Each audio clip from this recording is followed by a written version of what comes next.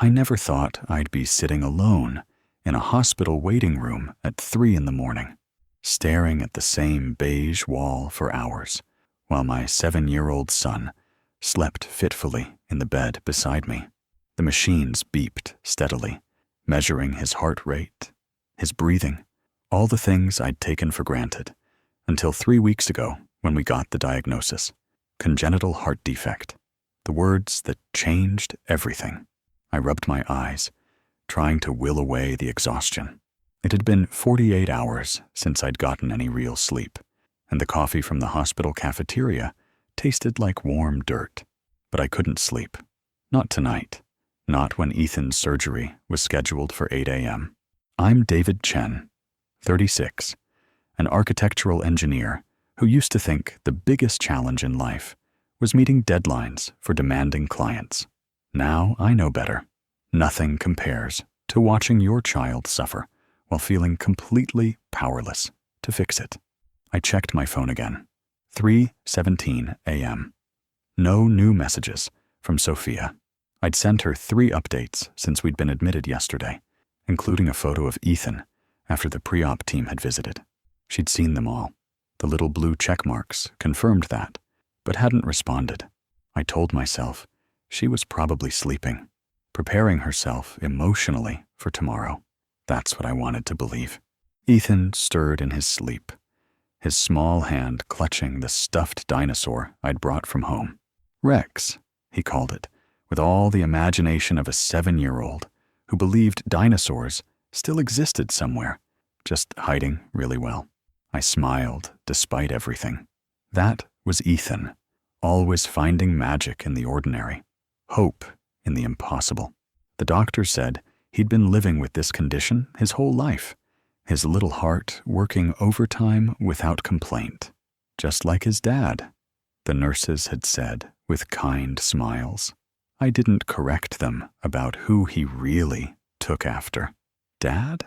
Ethan's voice was small, thick, with interrupted sleep. Hey, buddy, I whispered, immediately at his side, smoothing back his dark hair. I'm right here. Can't sleep. He shook his head, eyes wide with a fear no child should have to know.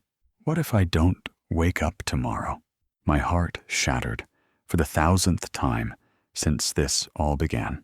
That's not going to happen, I said firmly, taking his small hand in mine.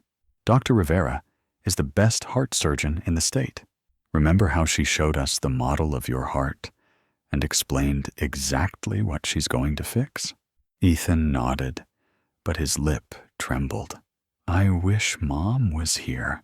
I swallowed hard. Me too, buddy. But she's... What? Where was she, exactly? The truth was, I didn't know. After 15 years together, 10 of them married, Sophia had become a stranger in the last year. She'll call in the morning before your surgery, I promise. Can we try calling her now? Ethan asked, hope brightening his tired face. I glanced at the time. It was now 3:22 a.m., too early. But the pleading in my son's eyes broke my resolve. Sure, let's try. But if she doesn't answer, it's because she's sleeping, okay? Not because she doesn't care. I dialed Sophia's number, already knowing she wouldn't answer. 4 rings, then voicemail. I forced a smile. Let's leave her a message, okay? Tell her about Dr. Rivera and Rex keeping you company. Ethan talked into the phone, his voice stronger now that he had a purpose. He told his mother about the nice nurses, the TV in his room that got the cartoon channel, and how Dad had been sleeping in the chair, even though it looked uncomfortable. I'm a little scared about tomorrow, Mom, he admitted finally. Dad says it'll be okay, but can you come early, before they take me to fix my heart? There was a pause, then, love you. I ended the call, hoping Sophia would listen to it as soon as she woke up. She had promised she would be here. We may not be together anymore, David, but he's still my son, she'd said during our last conversation. The familiar irritation in her voice when I'd called to confirm she knew the surgery date, as if I was bothering her by keeping her updated on our child's life. She'll be here, I assured Ethan, and myself. Now how about I read more of our book? We left Harry just as he was about to catch the golden snitch. Ethan settled back against his pillows, and I reached for the dog-eared copy of Harry Potter I'd packed in our hospital bag. Reading was our ritual, ever since he was a toddler. Now it served as both distraction and comfort. I read until his eyelids grew heavy again, the beeping monitors creating a rhythm behind the words. Eventually, his breathing deepened, and I gently closed the book. In the quiet of the room, I allowed myself a moment of anger. Where was she? How could Sophia not be here, tonight of all nights? We might be separated, the divorce papers waiting to be finalized, but this was Ethan, our son, the best thing we'd ever created together. I stared at my phone, willing it to light up with a message from her. Nothing came. I leaned back in the uncomfortable chair that had become my bed, studying my son's sleeping face. He looked so much like his mother, the same delicate nose, the same stubborn chin, but his heart, that was all his own, strong despite its flaws, resilient in ways that sometimes left me in awe. Tomorrow, the surgeons would repair the physical defect, but I wondered about the other wounds, the ones left by a mother who was increasingly absent from his life. Those would be harder to heal. As I finally drifted towards sleep, I made a silent promise to Ethan. Whatever happened tomorrow, whatever came after, he would never doubt that he was loved fiercely, completely, by at least one parent. I would make sure of it. I woke with a jolt as a nurse entered the room, the first light of dawn barely visible through the blinds. Ethan was still asleep, his face peaceful, despite the gravity of what lay ahead. The nurse, Jenna, according to her badge, smiled sympathetically as she checked his vitals. "Big day today," she whispered. "How are you holding up, Dad?" "I'm fine," I answered automatically, the same response I'd been giving everyone for weeks. Colleagues who noticed my distraction at work, friends who awkwardly offered help they didn't know how to provide, my own parents who wanted to fly in from California, but whom I'd convinced to wait until after the surgery. I wasn't fine, of course. I was terrified. "Has his mother arrived yet?" Jenna asked, checking something on Ethan's chart. "Not yet," I said, glancing at my phone. 6:15 a.m. No missed calls, no messages. "She'll be here soon." Jenna nodded, but something in her expression told me she'd seen this scenario before. Parents who promised to show up, but never did. I wanted to tell her that Sophia wasn't like that she loved Ethan, that there must be a good reason for her silence. But the words felt hollow, even in my own mind. After Jenna left, I stepped into the hallway to call Sophia again. Straight to voicemail. This time, I didn't leave a message. What was there to say that I hadn't already said? "Please come. Your son needs you. I need you, even if it's just as Ethan's mother today." When I returned to the room, Ethan was awake, his eyes immediately searching for someone who wasn't there. "Mom's not here yet?" he asked, and the hope in his voice crushed me. "Not yet, buddy, but it's still early." I sat on the edge of his bed, forcing brightness into my voice. "Are you hungry? The cafeteria makes pretty good pancakes." Ethan shook his head. "I can't eat before surgery. Dr. Rivera said so." Right, of course. I'd forgotten, though we'd been told this multiple times. My mind was a fog of worry and sleeplessness. "Well, I'm going to grab some breakfast after the doctors come in." "What should I bring back for after your surgery?" "You can have popsicles," they said. "Blue ones," Ethan said, a small smile forming. "And can we call Mom again?" Maybe she didn't hear her phone. Before I could answer, my own phone vibrated in my pocket. I pulled it out quickly, relief washing over me when I saw Sophia's name on the screen. Not a call, but a message. Finally. "Look, it's from Mom now," I told Ethan, opening it without thinking.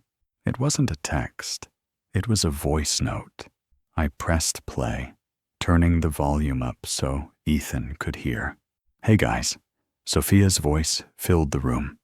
Casual, as if she were calling about grocery shopping, not her son's open heart surgery. Background noise nearly drowned her out. Voices, laughter, the unmistakable sound of waves. "Sorry I couldn't call earlier. Just wanted to wish Ethan good luck with the surgery today. You'll do great, sweetie. Listen to the doctors and be brave, okay? Love you." That was it. 20 seconds. No explanation for her absence. No promise to come soon. Just good luck.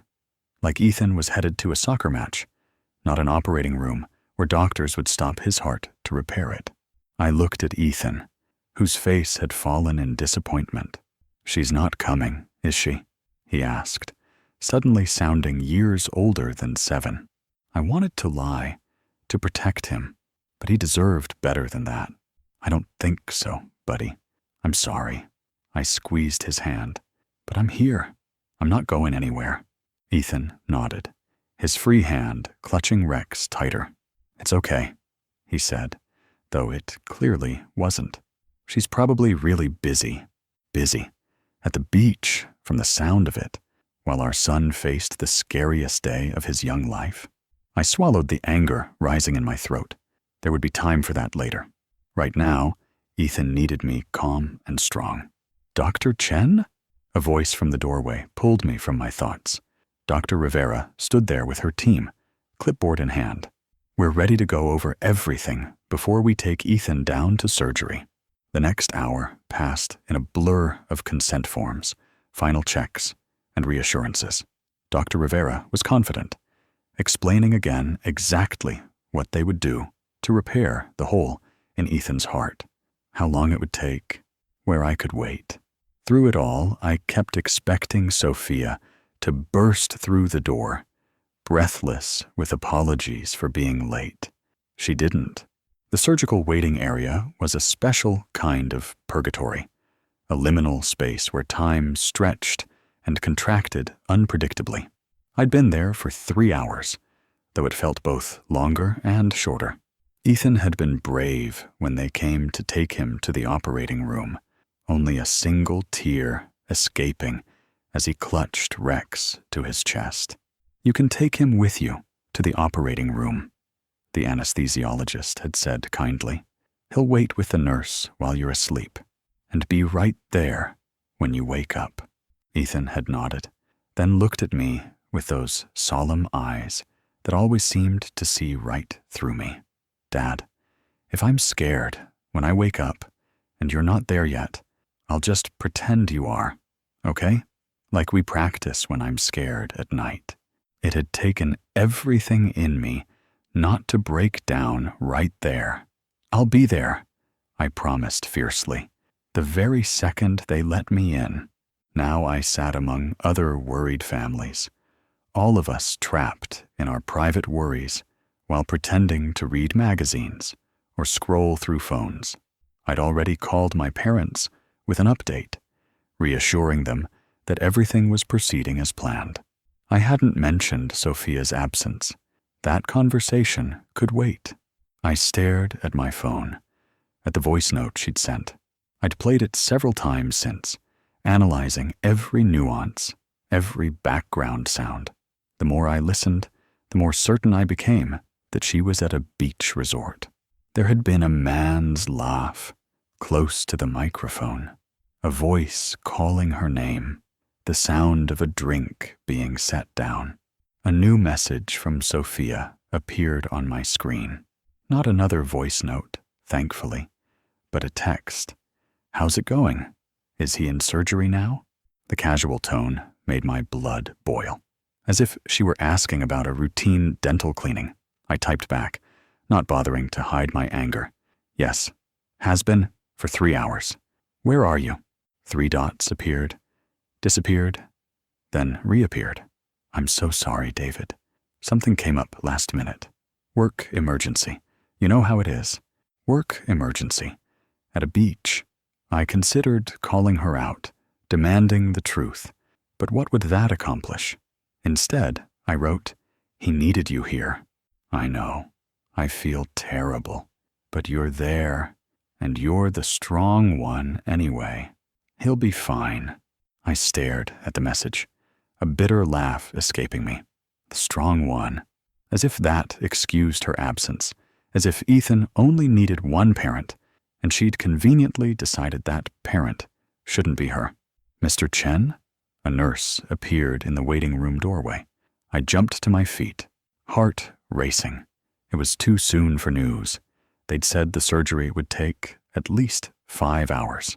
There's a call for you at the desk. Relief and fresh anxiety battled within me as I followed her. Had something gone wrong? At the desk, the receptionist handed me a phone. Hello? I said, bracing myself. David, it's Elaine. My mother-in-law's voice was tight with concern. I've been trying to reach Sophia all morning. Is she with you? Is Ethan okay? I hesitated. Elaine didn't know about our separation. Sophia had insisted on keeping it from her parents until the divorce was final.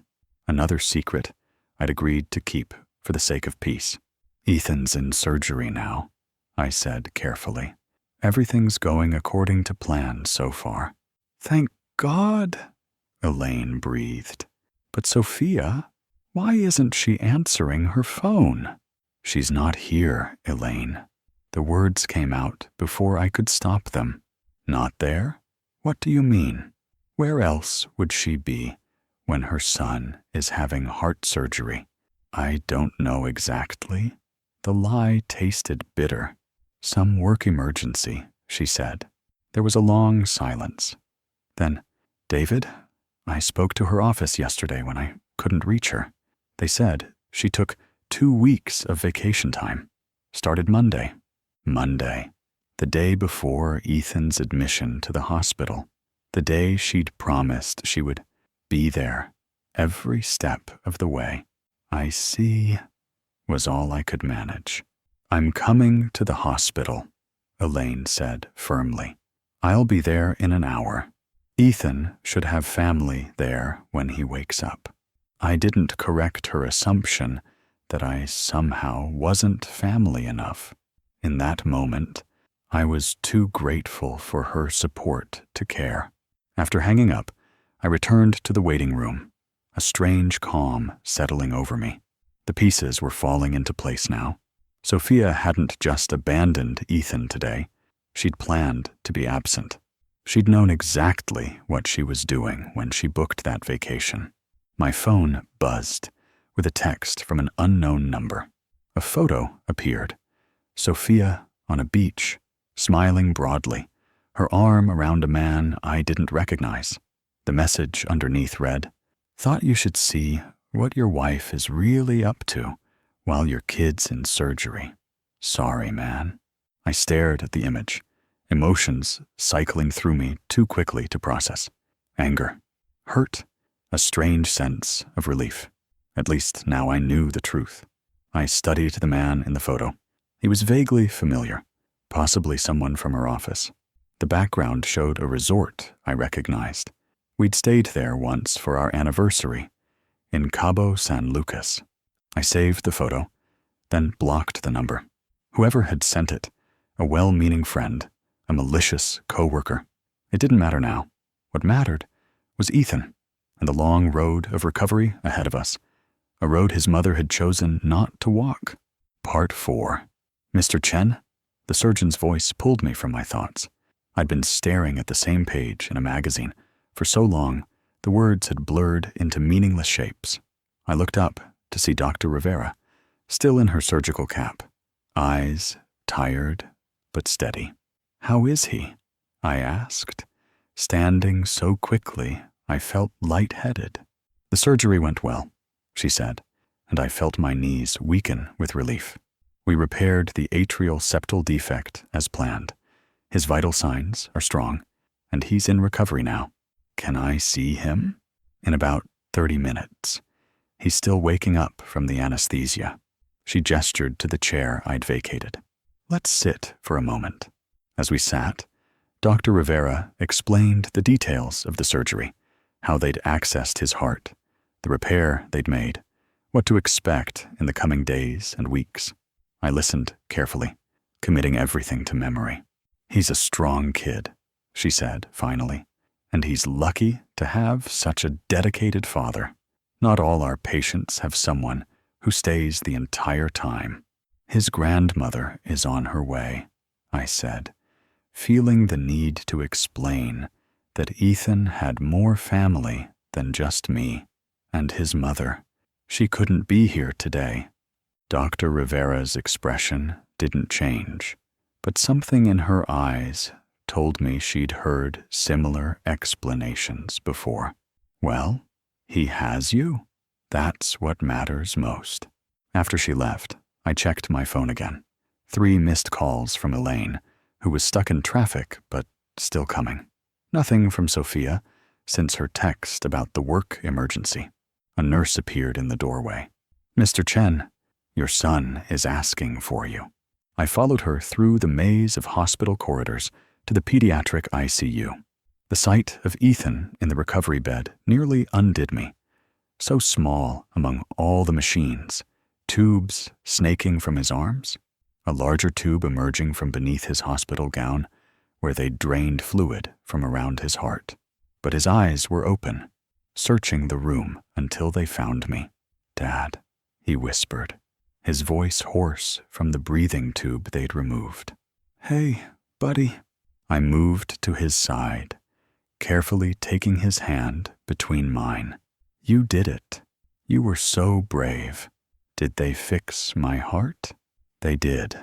Dr. Rivera said it went perfectly. He nodded slightly, wincing at the movement. Is Mom here yet? The question I'd been dreading. No, buddy, but Grandma Elaine is on her way. Ethan's face crumpled slightly, but he quickly masked it. That's okay. I've got you and Rex. His eyes darted to the stuffed dinosaur, faithfully positioned beside his pillow. Always, I promised, squeezing his hand gently. A nurse approached with medication for his pain, and as she administered it, she smiled warmly at us. Your dad hasn't left the hospital once, you know? Slept in that uncomfortable chair all night. He's good at that, Ethan murmured, his eyelids growing heavy from the medication, taking care of me by himself. The nurse patted my shoulder sympathetically. Single dads are the unsung heroes, if you ask me. I opened my mouth to correct her, then stopped. Wasn't that what I'd effectively been for months now? Sophia hadn't attended Ethan's last 3 school conferences, hadn't taken him to a doctor's appointment since last year, hadn't even remembered his last birthday until I'd called to ask where she was.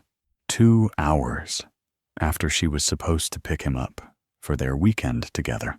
Thanks, I said simply, and turned my attention back to Ethan, who had drifted off to sleep. I sat with him as the hours passed, watching the steady rise and fall of his chest, the monitors confirming what my eyes told me. He was stable, recovering, alive. Elaine arrived eventually, her face pale with worry that softened when she saw Ethan sleeping peacefully. Oh, David, she whispered, hugging me tightly. Thank God he's all right. I've been so worried. Dr. Rivera said the surgery went perfectly, I assured her. He'll need to stay in the ICU for a couple of days, then a regular room for about a week. Elaine nodded, stroking Ethan's hair gently. Has Sophia called? I still can't reach her. I hesitated, then made a decision. Elaine, there's something you should know. Sophia and we've been separated for almost a year. The divorce will be final next month. She stared at me, shock evident in her expression. What? Why didn't either of you say anything? Sophia wanted to wait until everything was finalized. She was worried about how you and Robert would take it. Oh, David. Elaine sank into the chair opposite me, her eyes never leaving Ethan's face. I had no idea things were that bad. She seemed fine at Christmas. When Sophia had shown up for exactly 2 hours, spent most of that time on her phone, then claimed a headache and left early. We've been good at pretending, I said quietly. But where is she now? Why isn't she here for Ethan? I couldn't bring myself to show her the photo, to destroy whatever remained of her image of her daughter. She's away, on vacation. Elaine's sharp intake of breath told me she understood exactly what that meant. She knew about the surgery date. She's known for weeks. We sat in silence for a long moment, the only sounds the beeping of Ethan's monitors and the soft shuffle of nurses in the hallway.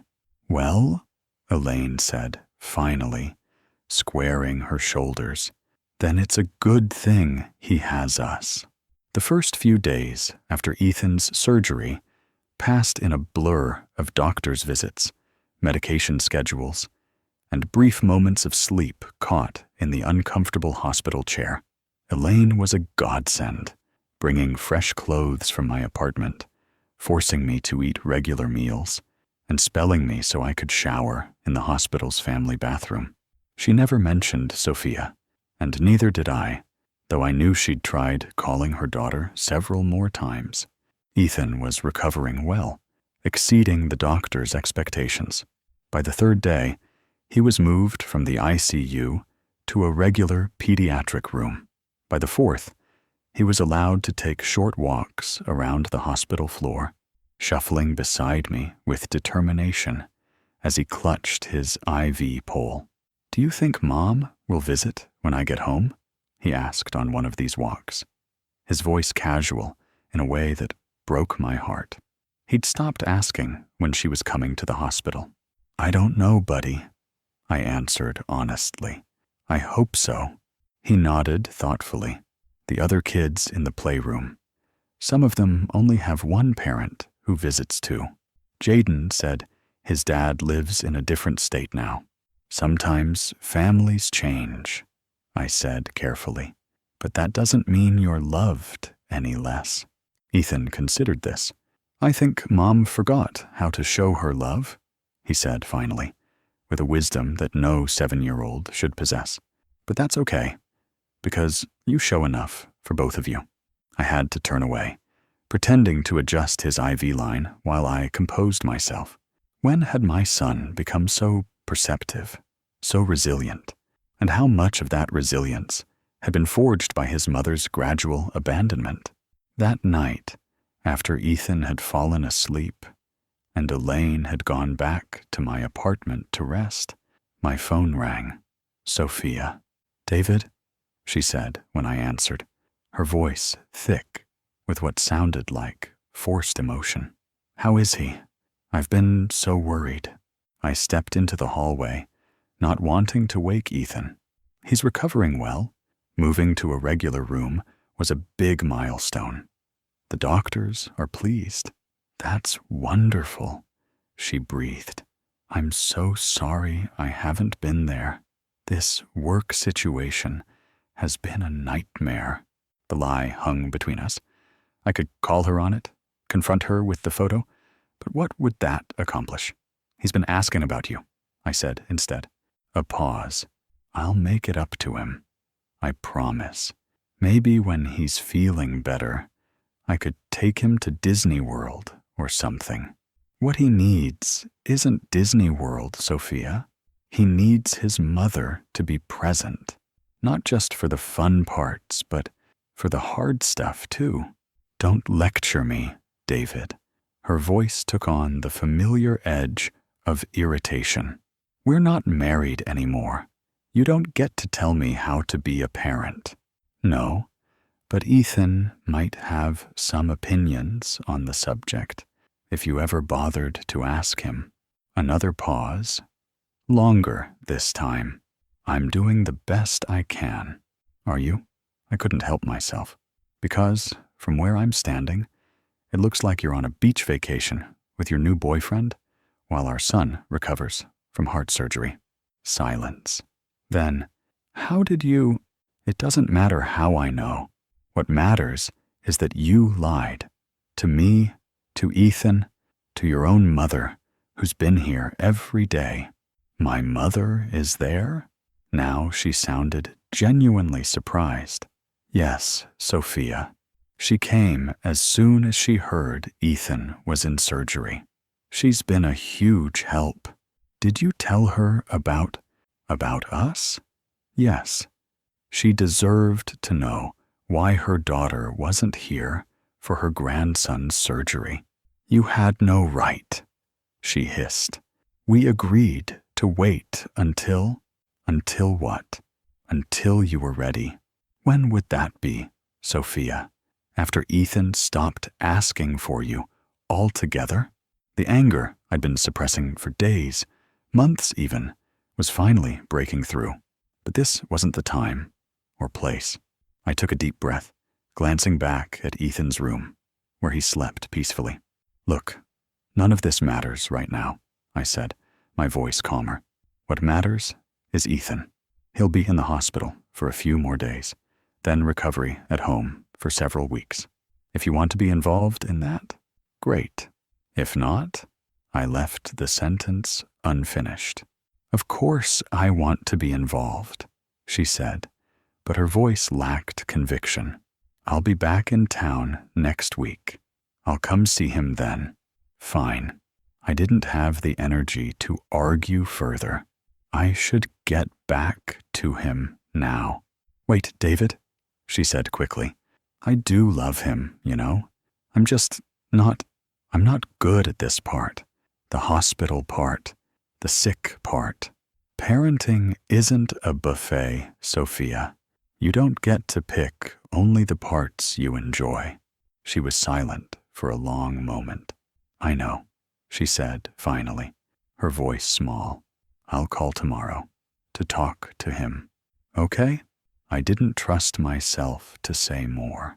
After hanging up, I returned to Ethan's room and sank into the chair beside his bed. He was still sleeping. Rex clutched against his chest. In sleep, the worry lines that had become a constant presence on his young face were smoothed away.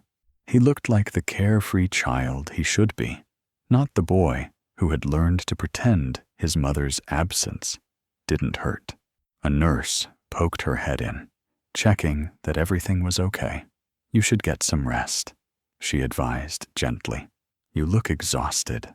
I'm fine, I said automatically. She gave me a knowing look.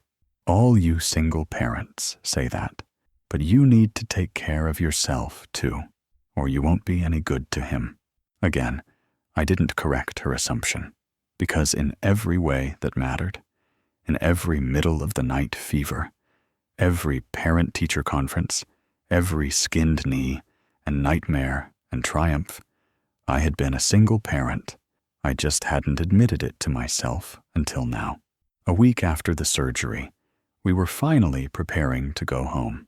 Ethan was sitting on the edge of his hospital bed, dressed in real clothes for the first time since his admission, while I packed our belongings into the duffel bag I'd brought what felt like a lifetime ago. Dad, he said, swinging his legs carefully, mindful of his still healing chest. When we get home, can we make the fort in the living room again? The one with all the blankets? I smiled, remembering the elaborate structure we'd built the weekend before his diagnosis, complete with fairy lights and a secret entrance. Absolutely. We can make it even better this time. And can we invite Grandma Elaine? She's never seen our blanket forts. I think she'd love that, I said, zipping the bag closed. Elaine had been a revelation these past days, not just her practical help, but the way she'd connected with Ethan, bringing him books and games, listening patiently to his detailed explanations of dinosaur facts. She'd filled a void I hadn't even realized was there. "What about Mom?" Ethan asked, his tone carefully neutral. "Will she come see the fort, too?" I hesitated. Sophia had called Ethan twice since our conversation. Brief, awkward calls where she'd asked general questions about how he was feeling and promised vaguely to see him soon. She'd texted me that morning to say her flight was delayed, but she'd be back in town by evening. "We can ask her," I said finally. "She's coming back from her trip today." Ethan nodded, but I could see the doubt in his eyes. He'd learned not to count on his mother's promises. "It's okay if she's too busy," he said, in that matter-of-fact way that never failed to catch me off guard. "We can take pictures to show her later." Before I could respond, Dr. Rivera entered with Ethan's discharge paperwork and final instructions. She reviewed his medication schedule, activity restrictions, and follow-up appointments, making sure I understood everything. "And here's my direct number," she added, writing it on a card. "Call anytime if you have concerns. 7-year-old boys aren't known for their caution, so you might need backup enforcing those activity restrictions." I laughed, tucking the card into my wallet. I've already hidden his skateboard and warned the neighbors' kids that Ethan won't be joining their tree-climbing expeditions anytime soon. Dr. Rivera smiled, then turned to Ethan. "You've been one of my bravest patients, Mr. Chen. I'm very proud of how well you're healing." Ethan beamed at the praise. "Thanks for fixing my heart," he said solemnly. "Dad says you're the best heart fixer in the whole state." "Well, your dad is right about that," she winked. "Now remember what we talked about. No running, jumping, or heavy lifting for 6 weeks. Think you can handle that?" Ethan nodded seriously. "Dad already promised we can build a blanket fort and watch all the Harry Potter movies instead." "That sounds perfect," Dr. Rivera said, standing to leave. "I'll see you at your follow-up appointment next week." After she left, a nurse arrived with a wheelchair, hospital policy for all discharges, even for patients who could walk. Ethan climbed in eagerly, clutching Rex in his lap. "Ready to go home, buddy?" I asked, slinging the duffel bag over my shoulder. "Ready?" he declared. Then, more quietly, "Dad, I'm kind of glad it was just you here with me. You're better at hospital stuff than Mom anyway." The simple statement hit me like a physical blow. Not because it wasn't true. Sophia had always been squeamish about illness, delegating doctor visits and sick days to me from the time Ethan was a baby, but because of what it revealed about our son's understanding of his parents. He'd been watching, evaluating, forming conclusions about who he could count on, and he'd decided that person was me. As we made our way through the hospital corridors, Ethan waved goodbye to the nurses and staff who had cared for him, many of whom had come to know us well during our stay. Several called out good wishes or stopped to give Ethan high fives. "Your dad's been amazing," one nurse told Ethan as we passed the station. "Make sure you let him take a nap when you get home." Ethan giggled. "Dad doesn't take naps. He says that's what coffee is for."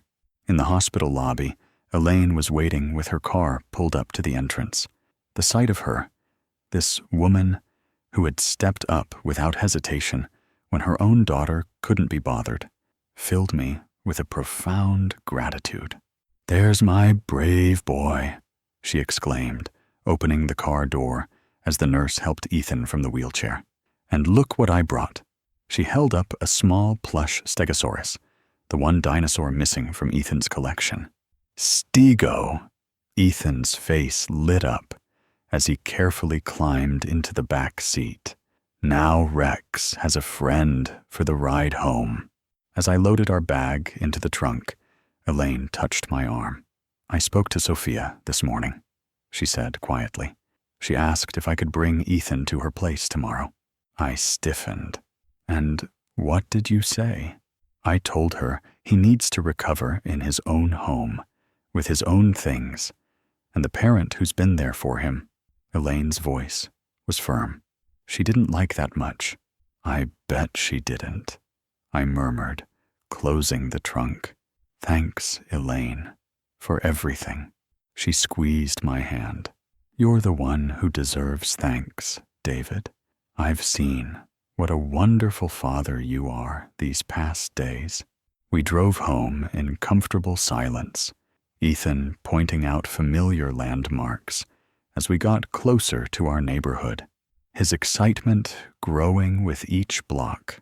When we finally pulled into the driveway of the small house I'd kept in the separation, Ethan sighed happily. Home sweet home, he declared, carefully unbuckling his seatbelt. The house was exactly as we'd left it over a week ago. Dishes in the sink I hadn't had time to wash, Ethan's schoolwork spread across the dining table, the blanket fort collapsed, but still taking up half the living room floor. It wasn't perfect, but it was ours. This space we'd created together in the aftermath of Sophia's departure. I ordered groceries to be delivered this afternoon, Elaine said, setting Ethan's new dinosaur on the coffee table.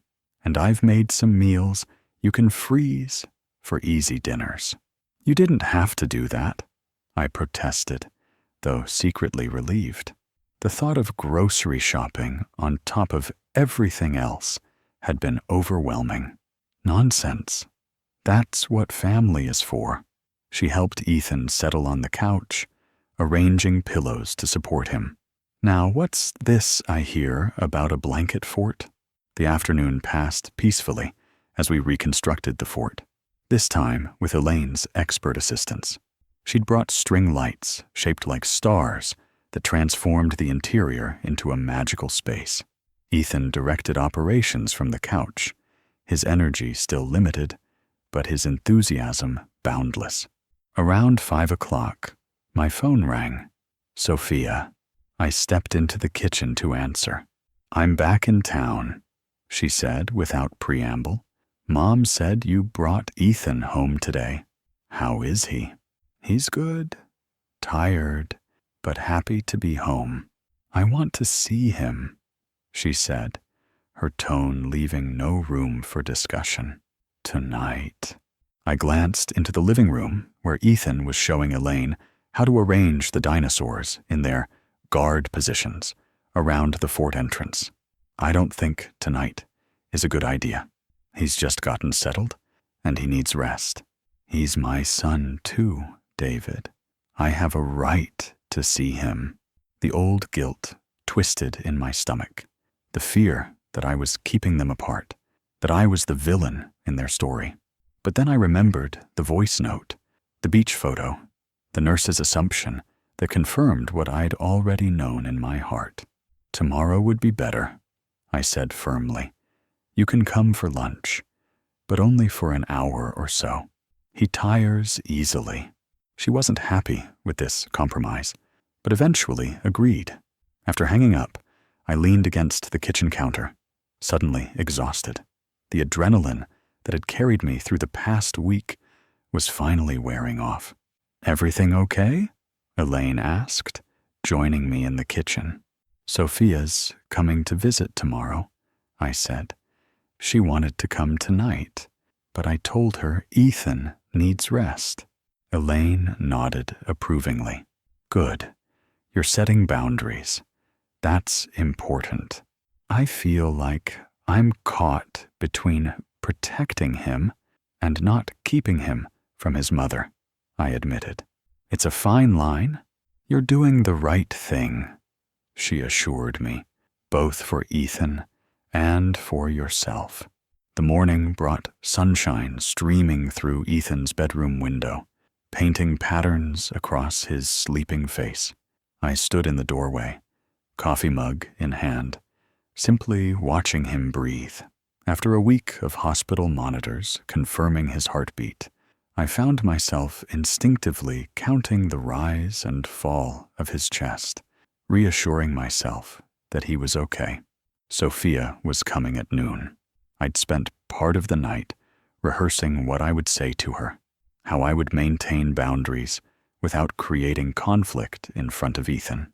He deserved better than to witness the resentment that had been building in me since that beach photo appeared on my phone. Ethan stirred, his eyes fluttering open. "Dad?" he called, voice still thick with sleep. "Right here, buddy." I moved to sit on the edge of his bed. "How are you feeling?" He considered the question seriously, as if taking inventory of his body. "My chest is still sore, but less than yesterday." "That's good. Progress.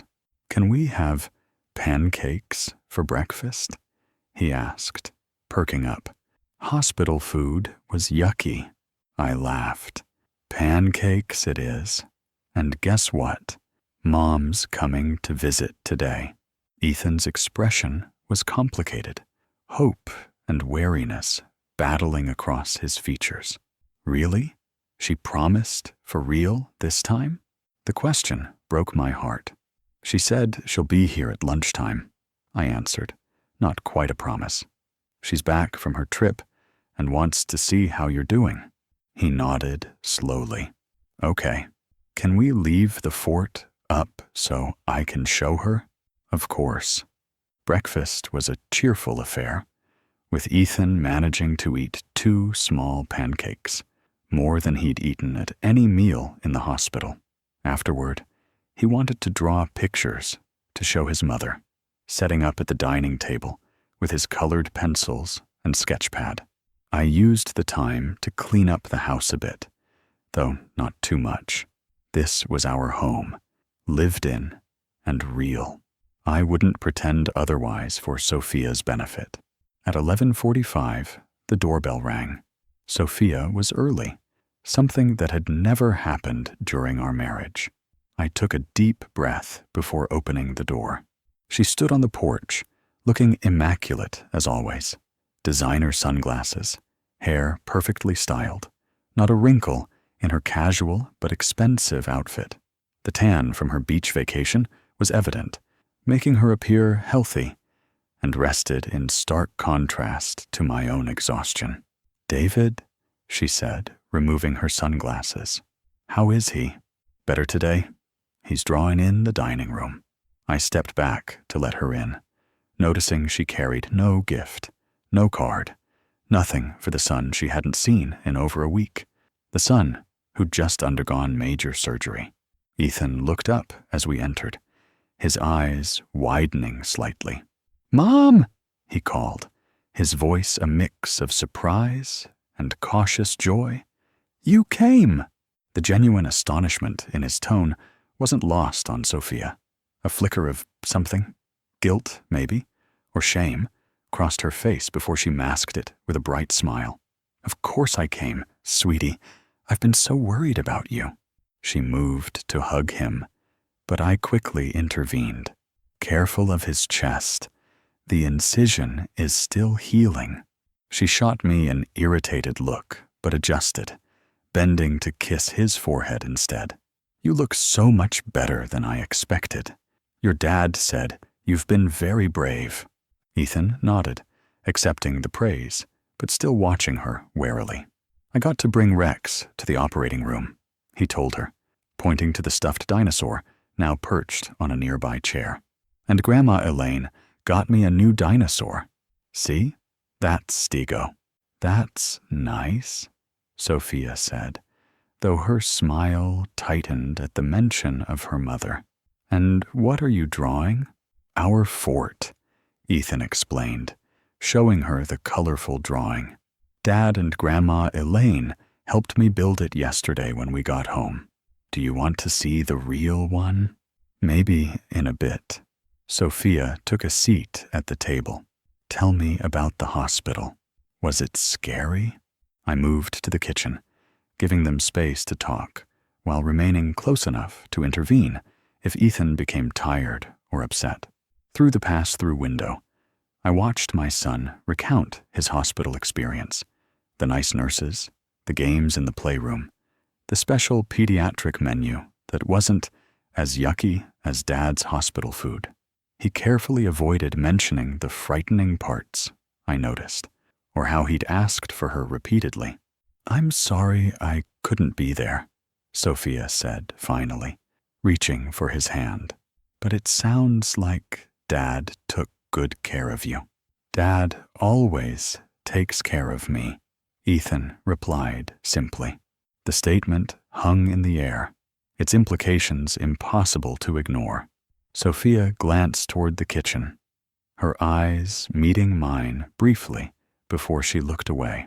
I brought something for you, she said suddenly, reaching into her purse. Not entirely empty-handed, after all. It's from my trip. She pulled out a small plush shark with Cabo embroidered on its side. Ethan took it politely, thanking her as he'd been taught to do, but I could see the confusion in his eyes. He'd never shown any particular interest in sharks, and the souvenir was clearly an afterthought, something grabbed from the airport gift shop on her way home. Lunch is ready, I announced, bringing sandwiches to the table. Nothing fancy, but the doctor said simple foods are best for now. We ate in awkward silence for a few minutes before Sophia launched into stories about her work conference, elaborate tales about difficult clients, and demanding presentations that conveniently explained her absence. I said nothing, letting her construct her narrative, watching as Ethan listened with increasing disinterest. Can we show Mom the fort now? He asked when there was a lull in her stories. Before I get too tired? Sure, buddy. I helped him up from his chair, noticing how he instinctively reached for my hand rather than his mother's as we moved to the living room. The fort took up most of the living room space, a complex structure of sheets and blankets supported by chairs and the couch, decorated with the star-shaped lights Elaine had brought. Ethan crawled carefully through the entrance, beckoning his mother to follow. It's a little cramped in there, she demurred, peering in from outside. It looks very nice, though. Ethan's face fell slightly. Dad fits inside. Even Grandma Elaine fit. And she's taller than you. I just don't want to mess up my clothes, sweetie. Sophia straightened, checking her watch. Actually, I should probably get going soon. I have some errands to run this afternoon. The disappointment on Ethan's face was piercing, but not surprising. It was a scene that had played out countless times before. Sophia arriving late, leaving early, always with some excuse that took precedence over her son. But you just got here, Ethan said, his voice small as he emerged from the fort. I wanted to show you my dinosaur collection, too. Dad helped me organize them by time period. Maybe next time, Sophia said, already reaching for her purse. I'll come again soon. I promise. It was the promise that did it. One more in a long line of promises she'd broken. I saw something shift in Ethan's expression, a hardening that no 7-year-old should have to experience. It's okay, he said, his voice suddenly distant. I'm kind of tired anyway. See, you need your rest. Sophia seemed relieved by his apparent acceptance. I'll call you tomorrow, okay? Ethan nodded, but said nothing more. I walked Sophia to the door while he remained in the living room, already turning his attention back to the fort. At the door, she paused. He looks good, considering. You've done well with him. He's resilient, I said, but he needed his mother this past week. Her eyes flashed with irritation. Don't start, David. I'm here now, aren't I? For 45 minutes. And only because I insisted you wait until today. She sighed dramatically. I don't know what you want from me. We're divorced. Almost divorced, I corrected. Fine. Almost divorced. Either way, we're not a family anymore. You can't expect me to drop everything for your son's open heart surgery? I finished, keeping my voice low, but unable to hide the anger. Actually, yes, that's exactly what parents do, Sophia. They show up for the hard parts. She looked away, jaw tight. I'm doing the best I can. No, you're not. The words came out before I could stop them, but I found I didn't want to take them back. You're doing what's convenient for you. There's a difference. Her eyes narrowed. You've always been so self-righteous, the perfect father, judging me for not meeting your impossible standards. My standards aren't impossible. They're the bare minimum. Be there when your child needs you. That's all. We stood in silence for a moment, the gulf between us widening with each passing second. I should go, she said finally. Tell Ethan I'll call him tomorrow. I nodded, not trusting myself to speak further. After she left, I returned to the living room where Ethan had crawled back into the fort, surrounding himself with his dinosaur collection. Can I come in? I asked, crouching at the entrance. Yeah, came the small voice from inside. I maneuvered my large frame through the opening, settling beside him in the colorful space illuminated by the starlights. Ethan was arranging his dinosaurs in a protective circle around him, Rex at the center. You okay, buddy? I asked gently. He shrugged, not looking up. I knew she wouldn't stay long, he said matter-of-factly. She never does. The simple truth of his statement struck me with the force of revelation. Ethan had always known, had been watching and learning from his mother's patterns of behavior, long before I'd been willing to acknowledge them myself. I'm sorry, I said, not sure what else to offer. He looked up at me then, his eyes clear and serious. It's not your fault, Dad. Mom just doesn't know how to be a real mom, not like you know how to be a real dad. I pulled him carefully into a hug, mindful of his healing chest. I love you. You know that, right? More than anything in the world. I know, he said, hugging me back. I love you too, even more than dinosaurs. A laugh escaped me. From Ethan, there was no higher declaration of love. We sat together in the fort, surrounded by prehistoric guardians and the gentle glow of starlights, and I realized something profound. We were going to be okay, my son and I. The family we had wasn't the one I'd envisioned, but it was real and strong and enough. Outside, I heard the sound of a car pulling into the driveway. Elaine, arriving with the groceries she'd promised.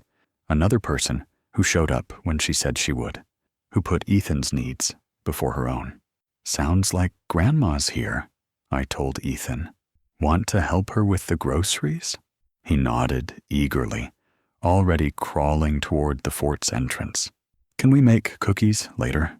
The doctor said I could have treats in moderation.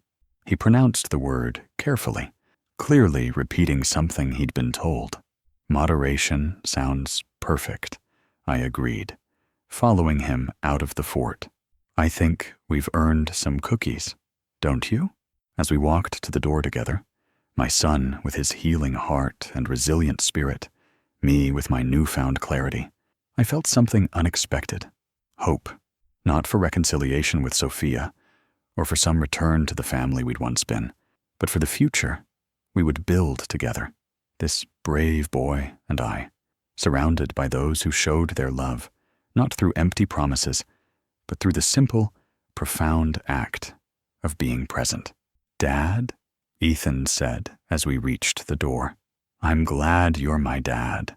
"And I'm glad you're my son," I replied, my heart full. "Always have been, always will be." We opened the door to greet Elaine, stepping forward together into the next chapter of our story, one where a voice note saying, "Good luck," would become just a footnote in the much larger tale of how we learned what family truly means.